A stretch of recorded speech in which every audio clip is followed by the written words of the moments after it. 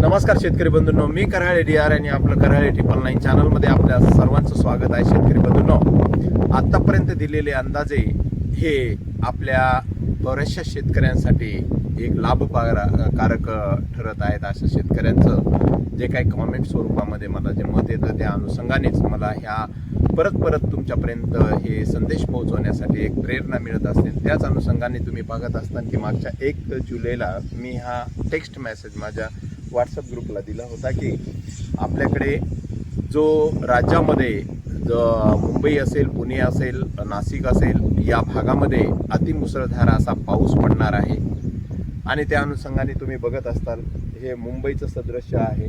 मुंबईमध्ये हर पाण्याने ज्या रस्त्यांना एक नदींचं स्वरूप आलेलं आहे, तसंच आळंदी या देहू क्षेत्रामध्ये सुद्धा आज फार भयंकर काल जो पाऊस झाला 6 तारखेला आणि 5 तारखेला तो एकदम पूरग्रस्त आणि नुकसानग्रस्त असं पद्धतीचं हे स्वरूप आपल्याला बघत मिळत आहे. खरंच निसर्ग पाहणं, आपल्या माणसांनी जे काही घाण ह्या इंद्रायणीमध्ये केली होती त्या इंद्रायणी स्वतःला आज स्वच्छ करून घेतल्यासारखं दृश्य झालेलं आहे. परंतु यासोबतच सर्वांनाच खरीप सीझनमध्ये सर्वांना सर्वदूर अशा पद्धतीचा पावसाची अपेक्षा होती. परंतु अजूनही बऱ्याचशा भागांमध्ये पेरण्या झालेल्या नाहीत किंवा पेरणी योग्य पाऊस पडलेला नाहीये.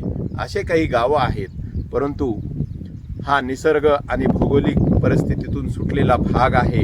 आणि काही भागामध्ये मात्र काही तालुक्यांमध्ये चांगल्या पेरण्या योग्य झालेल्या आहेत. हा देखील मी संदेश त्याच मागच्या पिरियडमध्ये दिला होता की जुलैच्या पहिल्या आठवड्यामध्ये सर्वात जास्त आणि जोरदार पाऊस होणार आहे. तर त्याच पद्धतीने ज्या लोकांनी पेरणीची गडबड केलेली आहे तिथे थोडंसं त्यांचा सक्सेस झालेला आहे. परंतु काही ठिकाणी भाग त्या पावसामधूनही सुटलेला आहे. त्या पावसाची प्रतीक्षा अजूनही ते शेतकरी बंधू करत आहेत. तसेच पूर्ण या भागातील सोपान बोखारे जे आहेत त्यांनी मला वेळोवेळी संपर्क साधून विचारणा केली की पूर्णा परिसरामध्ये फारच पावसाचं प्रमाण कमी आहे, अद्यापही पेरणी लागलेली नाही. पूर्णा असेल, पालम असेल, गंगाखेडचा काही भाग असेल, त्यातल्या लोहा कंधारचाही भाग आहे. परंतु शेतकरी बंधूंनो, याला नाविलाज आज ठरत आहे. कारण आजचा हा संदेश तुम्हाला हा काही एक महत्त्वाची बाब म्हणूनही तुमच्यापर्यंत पोहोचत आहे. कारण आज दुपारी 1 वाजल्याच्या नंतर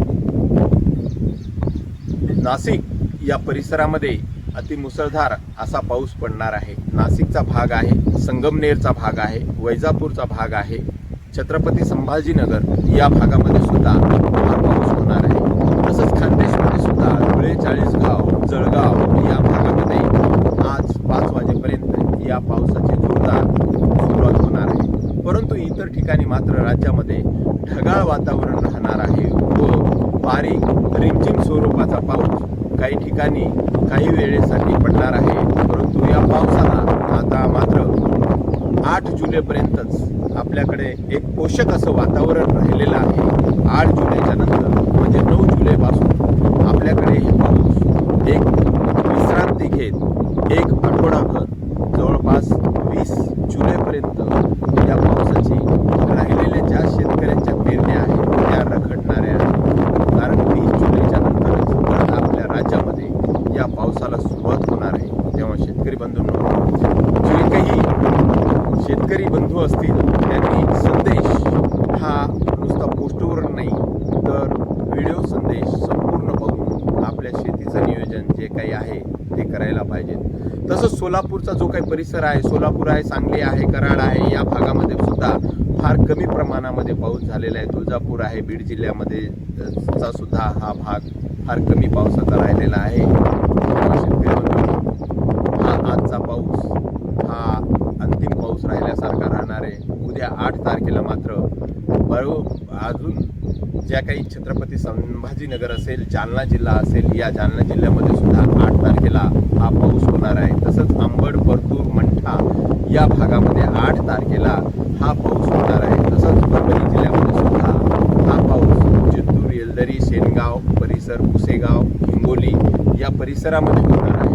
तेव्हा शेतकरी आज आणि उद्या जिथेही काही अल्प प्रमाणामध्ये पाऊस पडेल किंवा ज्या ठिकाणी जास्त प्रमाणात प्रमाणामध्ये पाऊस आहे. तो पाऊस मी तुम्हाला सांगितलेला आहे की या जास्त स्वरूपाचा जो काही पाऊस आहे तो नाशिक एरिया आहे, त्याच्यानंतर तो छत्रपती संभाजीनगरचा वैजापूर, गंगापूर वगैरे आहे, मनमाड जवळचा संगमनेर वगैरे जे काही परिसर आहे, श्रीरामपूर आहे, या भागामध्ये पडेल.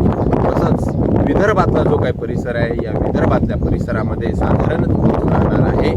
त्यातल्या त्यात थोडासा चांगल्या प्रमाणाचा जो पाऊस आहे तो विदर्भामध्ये नागपूर, अमरावती वगैरे या भागामध्ये राहील. तेव्हा शेतकरी बंधूंनो, हा संदेश मी इथे थांबवून आपली रजा घेतो व पुढील संदेश तुमच्यापर्यंत लवकरच पाठवण्याचा मी प्रयत्न करेन. आणि हे चॅनल अजूनही आपण सबस्क्राईब केलं नसेल तर सबस्क्राईब करा व इतर शेतकऱ्यांना मात्र आवर्जून शेअर करा.